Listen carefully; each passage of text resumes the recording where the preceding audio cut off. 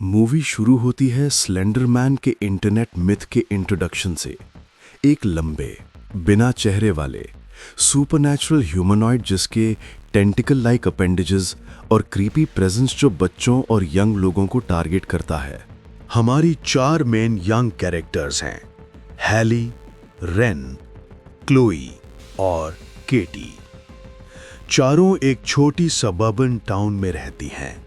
Teenagers, typical school life, but उनका dynamic थोड़ा uneasy, specially केटी का। एक रात स्लीप ओवर के दौरान ये लड़कियां बॉयज की कॉन्वर्सेशन सुन लेती हैं जो किसी क्रीपी एंटिटी को उजागर करने की बात कर रहे होते हैं। व्रेन क्यूरियस हो जाती है और ग्रुप को प्रपोज करती है, Why don't we summon Slenderman ourselves? ये मोमेंट मूवी का टर्निंग पॉइंट है। गर्ल्स ऑनलाइन स्लेंडरमैन का एक वीडियो रिचुअल ढूंढ लेती हैं। रिचुअल की इंस्ट्रक्शंस होती हैं, एक डिस्टर्बिंग वीडियो देखना, अपनी आंखें बंद रखना, स्लेंडरमैन को एक्सेप्ट करना। वीडियो डिस्टर्बिंग, ग्लिची और हिप्नोटिक होती है। समनिंग के बाद चारों हंस देती हैं, उन्हें लगता है ये सब मजाक था, बट ये रिचुअल उनकी लाइव्स बर्बाद कर देता है। स्लेंडरमैन समन करने के बाद सबसे पहले इफेक्ट केटी पर होता है। वो स्कूल में एब्सेंट रहती है, डिप्रेस्ड और डिस्ट्रैक्टेड लगती है, कॉन्स्टेंटली जंगल में घूमती रहती है। उसकी नोटबुक्स क्रीपी ड्राइंग्स से भरी होती हैं। स्कूल फील्ड ट्रिप के दौरान केटी अचानक जंगल में दौड़कर गायब हो जाती है। हम पहली बार स्लेंडरमैन की प्रेजेंस को फील करते हैं। कैमरा डिस्टॉर्शन, वॉइसेस और ट्रीज बेंडिंग एबनॉर्मली। केटी मिसिंग हो जाती है। रेन ग्रुप को समझाती है कि स्लेंडरमैन ने उसे ले लिया है, हमें उसे वापस लाना होगा।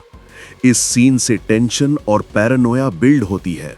गर्ल्स डिसाइड करती हैं कि वो सेम फॉरेस्ट में जाकर केटी को वापस लाने की कोशिश करेंगी।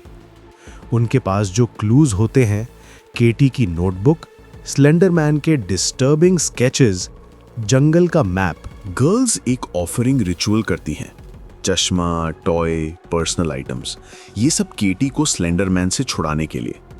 लेकिन रूल्स में लिखा होता है, don't look at him. Hailey accidentally देख लेती है। एक tall, thin, faceless figure background में मूव करता दिखता है। गर्ल्स पैनिक में भागती हैं। एक रात क्लोई अपने घर में अकेली होती है। कुछ क्रीपी विस्पर्स, विजन डिस्टॉर्शंस, एक टेरिफाइंग सीन में स्लेंडरमैन उसकी बेड के पीछे अपीयर होता है। नेक्स्ट डे क्लोई बिल्कुल मेंटली ब्रोकन स्टेट में मिलती है, ऑलमोस्ट कैटाटोनिक। और रेन ऑब्सेसिव हो जाती है, फोरम्स पे, रिसर्च पेपर्स पे, मिसिंग चिल्ड्रन केसेस को पढ़ने में। उसे लगता है वो स्लेंडरमैन को कंट्रोल या स्टॉप कर सकती है।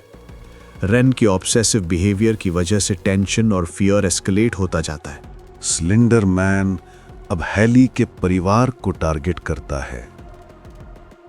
नाइटमेयर्स, स्क्रैचेस, स्लीप पैरालिसिस और क्रीपी विजन्स।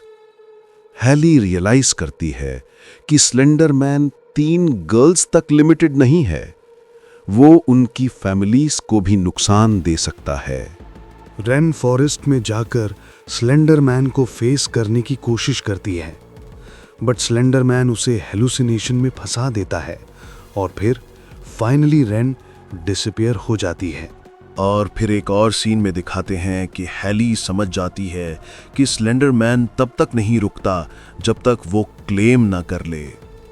अपनी सिस्टर लिजी को बचाने के लिए हैली फॉरेस्ट में उसकी जगह खुद सरेंडर करने का फैसला लेती है।